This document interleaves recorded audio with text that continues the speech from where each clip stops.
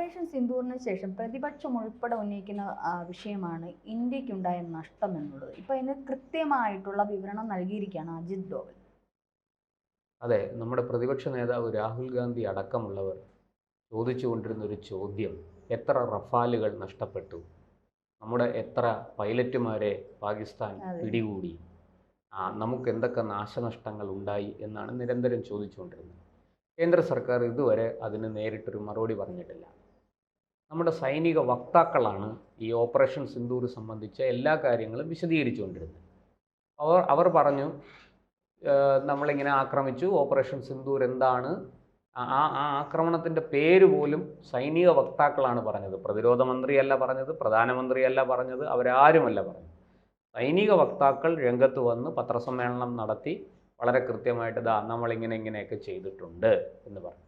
ആദ്യം 9 ഭീകര പരിശീലന കേന്ദ്രങ്ങൾ ആക്രമിച്ച് നശിപ്പിച്ചതിൻ്റെ വാർത്ത അവർ പുറത്തുവിട്ടു. അതിനെ തുടർന്ന് ഇന്ത്യക്ക് നേരെ തിരിച്ചടിയുമായിട്ട് പാകിസ്ഥാൻ വന്നു.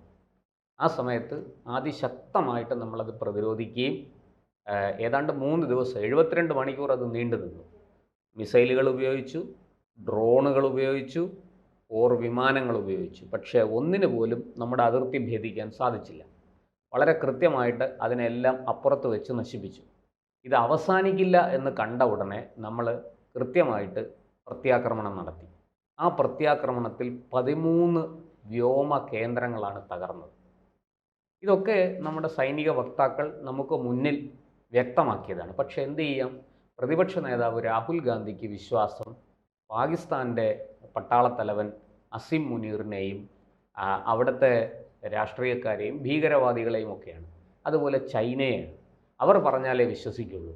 ചൈനയുടെ പോർവിമാനങ്ങളെ അടിച്ചിട്ടു, അമേരിക്കയുടെ F-35 ഇനത്തിൽപ്പെടുന്ന അല്ലെങ്കിൽ ആ തലമുറയിൽപ്പെടുന്ന തരത്തിലുള്ള വിമാനങ്ങളെ അടിച്ചിട്ടു. എന്നിട്ടൊന്നും രാഹുൽ ഗാന്ധിക്ക് അതൊന്നും വിശ്വസിക്കാൻ അദ്ദേഹം തയ്യാറല്ല. പകരം ഇന്ത്യയുടെ റഫാലിന് എന്തു പറ്റി? അപ്പോൾ സൈനിക തലവന്മാർ, നമ്മുടെ കര, വ്യോമ, നാവിക തലവന്മാർ ഇതിനെക്കുറിച്ച് വിശദീകരിച്ചു. അവർ പറഞ്ഞു, നമുക്ക് ചില നഷ്ടങ്ങൾ ഉണ്ടായിട്ടുണ്ട്, നമുക്ക് ചില കേടുപാടുകൾ സംഭവിച്ചിട്ടുണ്ട്. പക്ഷെ അതെല്ലാം നമ്മൾ വളരെ പെട്ടെന്ന് തന്നെ പരിഹരിച്ച് മുന്നോട്ട് പോയി. ആദ്യത്തെ ദിവസം നമ്മുടെ റഫേലിന് നേർക്ക് ചില ആക്രമണങ്ങൾ നടന്നു. പക്ഷെ ആ ആക്രമണങ്ങളെ നമുക്ക് പ്രതിരോധിക്കാനും ആ ആക്രമണങ്ങൾക്ക് പ്രത്യാക്രമണം നടത്താനും നമ്മുടെ റഫേലിനുണ്ടായ കേടുപാടുകൾ പരിശോധിച്ച് മുന്നോട്ട് പോകാനും സാധിച്ചു.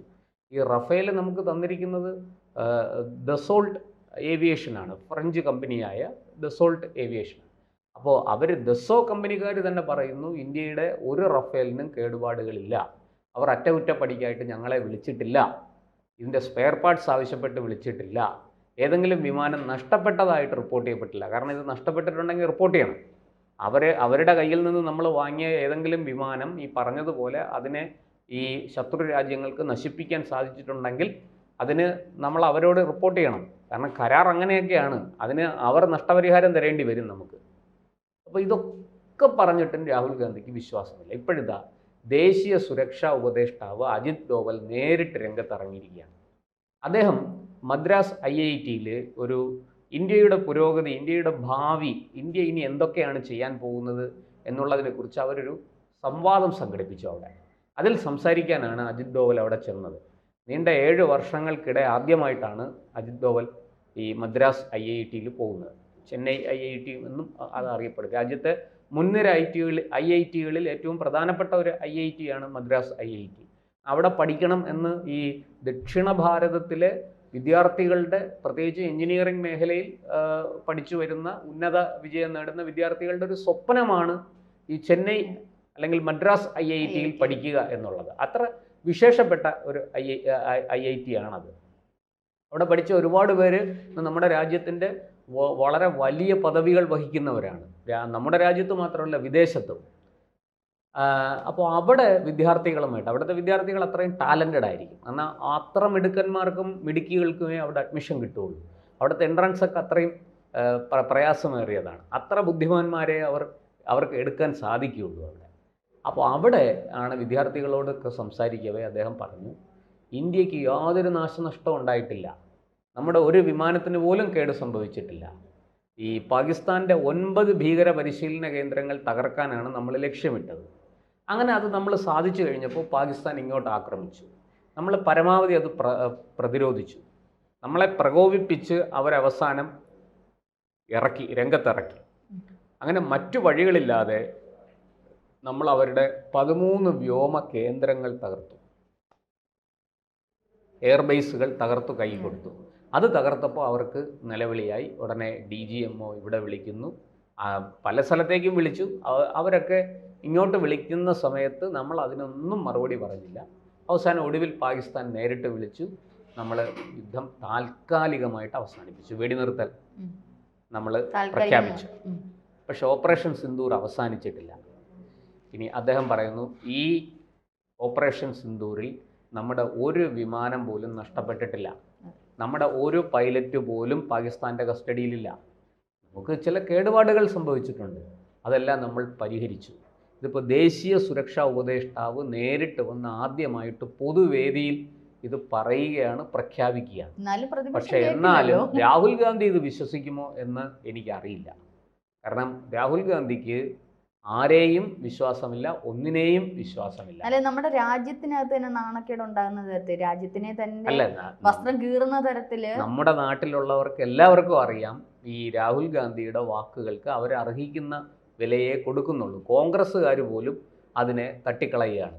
നമുക്കറിയാം ശശി തരൂർ ഇക്കാര്യത്തിൽ എന്താണ് നിലപാട് സ്വീകരിച്ചതെന്ന്, സൽമാൻ ഖുർഷിദ് എന്താണ് നിലപാട് സ്വീകരിച്ചതെന്നറിയാം. മറ്റ് പ്രതിപക്ഷ പാർട്ടികൾ എക്കാലത്തും ഈ BJPയെയും കേന്ദ്ര സർക്കാരിനെ അടിക്കാൻ വടിയുമായിട്ട് ഓടി നടക്കുന്ന ആളാണ് മമത. ആ മമത പോലും രാഹുലിൻ്റെ ജൽപ്പനങ്ങൾക്ക് പുല്ലുവിലയാണ് കൊടുത്തത്. രാഹുൽ പറഞ്ഞതിനെ മൈൻഡ് ചെയ്തില്ല. സ്റ്റാലിൻ്റെ സഹോദരി കനിമൊഴി ഇത് ഇന്ത്യയുടെ ഭാഗം വിശദീകരിക്കാനായിട്ട് വിദേശങ്ങളിലേക്ക് പോയ ഒരു സംഘത്തിൽ ഉൾപ്പെട്ടിരുന്ന ആളാണ്. അവർ എന്താണ് പറഞ്ഞത് എന്ന് നമ്മൾ കേട്ടു. ഇന്ത്യയുടെ ഭാഷ, നിങ്ങൾ ഏതു ഭാഷയിൽ സംസാരിക്കും, ഈ കാര്യങ്ങൾ നിങ്ങൾ ഏത് ഭാഷയിലാണ് വെളിപ്പെടുത്താൻ, ഇന്ത്യയുടെ ഔദ്യോഗിക ഭാഷ എന്താണ് എന്നൊക്കെ ചോദിച്ചപ്പോൾ അവർ പറഞ്ഞു, ഇന്ത്യയുടെ ഔദ്യോഗിക ഭാഷ നാനാത്വത്തിൽ ഏകത്വമാണ്, ബഹുസ്വരതയിൽ ഏകസ്വരമാണ് ഇന്ത്യയുടെ ഭാഷ, ഔദ്യോഗിക ഭാഷ എന്നാണ് അവർ മറുപടി പറഞ്ഞത്. ചോദ്യം ചോദിച്ച മാധ്യമപ്രവർത്തകൻ്റെ വായടപ്പിക്കുന്ന മറുപടിയാണ് അവർ കൊടുത്തത്. പക്ഷേ രാഹുൽ ഗാന്ധിക്ക് ഇതൊന്നും ഒരു പ്രശ്നമേ അല്ല. അദ്ദേഹം എല്ലാ കാലത്തും കേന്ദ്ര സർക്കാരിനെയും BJPയെയും താറടിച്ച് കാണിക്കാനായിട്ട് നമ്മുടെ സൈന്യത്തെയും നമ്മുടെ സൈന്യം കൈവരിച്ച നേട്ടങ്ങളെയും ഒക്കെ അദ്ദേഹം അപമാനിക്കുകയും അതിനെ അവഹേളിക്കുകയും പരിഹസിക്കുകയും ചെയ്തുകൊണ്ടേയിരിക്കും. ഇപ്പോൾ അജിത് ഡോവലിൻ്റെ വാക്കുകൾ, അജിത് ഡോവൽ ദേശീയ സുരക്ഷാ ഉപദേഷ്ടാവാണ്. അങ്ങനെയുള്ള അജിത് ഡോവലിൻ്റെ വാക്കുകൾ രാഹുൽ ഗാന്ധി എന്ത് വില കൊടുക്കുക, നമുക്ക് ഊഹിക്കാവുന്നതേ ഉള്ളൂ. രാഹുൽ ഗാന്ധിയെ സംബന്ധിച്ചിടത്തോളം അജിത് ഡോവലല്ല, ഇനി സാക്ഷാൽ നെഹ്റു നേരിട്ട് ഇറങ്ങി വന്ന് പറഞ്ഞാലും ശരി, രാഹുൽ ഗാന്ധി ഈ കാര്യം വിശ്വസിക്കുമെന്ന് തോന്നുന്നില്ല. പക്ഷേ രാജ്യത്തെ മാധ്യമങ്ങളും പ്രതിപക്ഷവും മറ്റു പാർട്ടികളുമെല്ലാം അജിത് ഡോവലിൻ്റെ വാക്കുകൾക്ക് വലിയ വില കൊടുക്കുന്നുണ്ട്. കാരണം അജിത് ഡോവൽ ഒരു രാഷ്ട്രീയ പാർട്ടിയുടെ ഭാഗമല്ല. അദ്ദേഹത്തിൻ്റെ മികവും കഴിവും തിരിച്ചറിഞ്ഞ് അദ്ദേഹത്തെ ദേശീയ സുരക്ഷാ ഉപദേഷ്ടാവാക്കുകയാണ്. പണ്ട് അദ്ദേഹം ഇന്ദിരാഗാന്ധിയുടെ കാലത്ത് ഇന്ദിരാഗാന്ധി അജിത് ഡോവലുമായിട്ട് വളരെ നല്ല ബന്ധമായിരുന്നു. ഇന്ദിരാഗാന്ധിയെ ഉപദേശിച്ചിരുന്നയാളാണ്. അന്ന് നമുക്കറിയാം ഓപ്പറേഷൻ ബ്ലൂ സ്റ്റാർ എങ്ങനെയാണ് അജിത് ഡോവൽ വിജയിപ്പിച്ചതെന്നുള്ളത് കഥകളൊക്കെ മാധ്യമങ്ങളിൽ വന്നതാണ്. ഇനി ഞാനത് വിസ്തരിക്കുന്നില്ല. അപ്പോൾ ഇന്ദിരാഗാന്ധിക്കൊക്കെ അത്രയും വിശ്വാസമുള്ള ഒരു IPS ഉദ്യോഗസ്ഥനാണ് ഇദ്ദേഹം, അജിത് ഡോവൽ. പക്ഷെ ആ അജിത് ഡോവലിനെ പോലും രാഹുൽ ഗാന്ധി വിശ്വസിക്കുമെന്ന് തോന്നുന്നില്ല. അദ്ദേഹത്തിൻ്റെ അച്ഛൻ രാജീവ് ഗാന്ധിയും ഒക്കെ ഈ അജിത് ഡോവലിനോട് വലിയ അടുപ്പം പുലർത്തിയിരുന്ന ആൾക്കാരാണ്. പ്രത്യേകിച്ചും ഇന്ദിരാഗാന്ധിയുടെ കാലത്തൊക്കെ അദ്ദേഹത്തിന് സർവ്വ സ്വാതന്ത്ര്യമുണ്ടായിരുന്നു. അദ്ദേഹം രാജ്യസുരക്ഷയിൽ വളരെ മികവുറ്റ സേവനം കാഴ്ചവെച്ച ഒരാളാണ്. പക്ഷേ അതൊന്നും കാര്യമില്ല. രാഹുൽ ഗാന്ധിക്ക് അതൊന്നും ഒരു വിഷയമല്ല. പക്ഷെ അജിത് ഡോവലിനെ ലോകം അംഗീകരിക്കുന്നു, രാജ്യം അംഗീകരിക്കുന്നു. നമ്മൾ അദ്ദേഹത്തിൻ്റെ വാക്കുകളെ വിശ്വാസത്തിലെടുക്കുന്നു. വളരെ കൃത്യമായിട്ട് കല്ലും നെല്ലും തിരിഞ്ഞിരിക്കുന്നു. ഇന്ത്യയുടെ ഒരു റഫേൽ വിമാനം പോലും നഷ്ടപ്പെട്ടിട്ടില്ല. ഒരു പൈലറ്റിനെ പോലും പാകിസ്ഥാൻ കസ്റ്റഡിയിൽ വെച്ചിട്ടില്ല. നമുക്ക് മറ്റൊരു തരത്തിലുള്ള നാശനഷ്ടങ്ങളും നമ്മുടെ രാജ്യത്തുണ്ടായിട്ടില്ല. അദ്ദേഹം പറഞ്ഞൊരു കാര്യം, ഈ പാകിസ്ഥാനിലെ വ്യോമകേന്ദ്രങ്ങളുടെ ചിത്രങ്ങൾ, ആക്രമണത്തിന് മുമ്പും പിമ്പുമുള്ള ചിത്രങ്ങൾ, നമ്മൾ സാറ്റലൈറ്റ് ചിത്രങ്ങൾ നമ്മൾ പുറത്തുവിട്ടു. എന്നാൽ ഇന്ത്യയുടെ ഏതെങ്കിലും ഒരു അത്തരത്തിൽ നശിപ്പിക്കപ്പെട്ട ഒരു ചിത്രം, ഒരു സാറ്റലൈറ്റ് ചിത്രം, ഇപ്പോൾ അമേരിക്കയും ചൈനയൊക്കെ വലിയ സാങ്കേതിക വിദ്യയിൽ നമ്മളെക്കാൾ വളരെ മുന്നിലാണ്. അവർക്ക് എടുക്കാവുന്നതേ ഉള്ളൂ. എന്തുകൊണ്ട് അവരാരും അങ്ങനെ ഒരു സാറ്റലൈറ്റ് ചിത്രം കാണിക്കുന്നില്ല? അങ്ങനെ ഒരു ചിത്രമില്ല. കാരണം ഇന്ത്യക്ക് അങ്ങനെയുള്ള ഒരു നാശനഷ്ടവും സംഭവിച്ചിട്ടില്ല എന്ന് അജിത് ഡോവൽ അടിവരയിട്ട് പറയുന്നു, അസന്നിഗ്ധമായി പറയുന്നു, സംശയലേശമന്യേ പറയുന്നു. അത് വിശ്വസിക്കാൻ തയ്യാറല്ലെങ്കിൽ പിന്നെ നമുക്ക് രാഹുൽ ഗാന്ധിയോട് സഹതാപം മാത്രമേ ഉള്ളൂ.